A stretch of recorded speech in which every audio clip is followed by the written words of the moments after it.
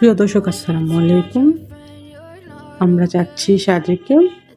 Sajek valley বর্তমান সময়ে ভ্রমণ পিপাসু মানুষের কাছে সবচেয়ে জনপ্রিয় গন্তব্য। রাঙামাটি জেলার বাঘাইছড়ি উপজেলার অবস্থিত সাজেক বাংলাদেশের সবচেয়ে বড় ইউনিয়ন হিসেবে খ্যাত। সাজেক ভ্রমণে আমরা যাত্রা শুরু করি ভোর ৫টার সময় চট্টগ্রাম শহর থেকে। আর আমরা এখানে এসে ৮:৩০টার মধ্যে পৌঁছে যাই। তবে আপনি যেখান থেকে যাত্রা শুরু করেন আপনাকে অবশ্যই দীঘিনালাতে সকাল ৯টা থেকে ৯টা ৩০-এর মধ্যে এসে পৌঁছাতে হবে। দীঘিনালা থেকে বাকি রাস্তার নিরাপত্তার জন্য আপনাকে সেনাবাহিনীর এসকোর্টে যেতে হবে।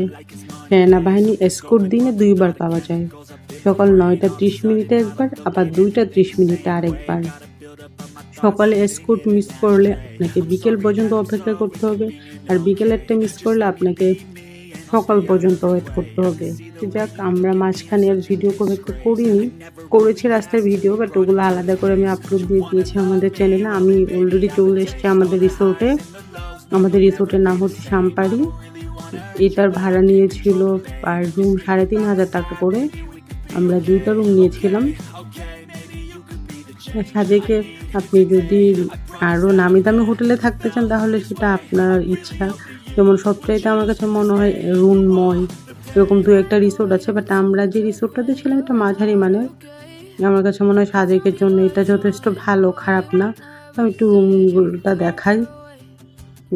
যেখানে যেহেতু অনেক ঠান্ডা, খুব একটা এসির দরকার পড়ে না। ভিতরে এরকম বেড দেওয়া ছিল, চাইলে অনেকেই একসাথে থাকা যায়। এটার পাশে আরেকটা রুম আছে, সিঁড়ি দিয়ে নিচে নামতে হয়। ওয়াশরুমটাও সুন্দর। তাসিন ঘুমাচ্ছে এখানে, কারণ সকাল ও টায়ার্ড হয়ে ঘুমিয়ে গিয়েছে সকালেই। আমি বাইরের ভিউটা দেখাই, বাইরেরটা অসম্ভব সুন্দর।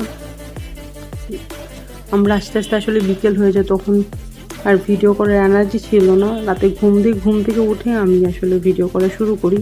চমৎকার সুন্দর একটা সকাল, মানে অনেক সকাল উঠে দেখুন চমৎকার সুন্দর সাদা মেঘের ভেলা দেখার জন্য।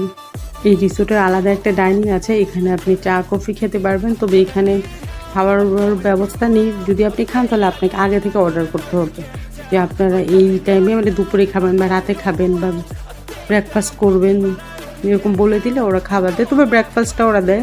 ব্রেকফাস্টটা খুব সিম্পল, জাস্ট 2টা পাউরুটি, চা আর একটা সবজি বা জেলি দেয়। এইটাই হচ্ছে সকালের খাবারটা, সারাদিনের কোনো খাবার দেওয়া হয় না। তো আপনারা যদি চান এখানে অর্ডার করলে ওরা খাবার মেক করে দেয়। এটার জন্য আপনাকে রিসোর্টের ভাড়া ছাড়া আলাদা করে পে করতে হয়। এটা হচ্ছে ওখানকার ডাইনিংটাও সুন্দর, খোলামেলা, আকাশ দেখতে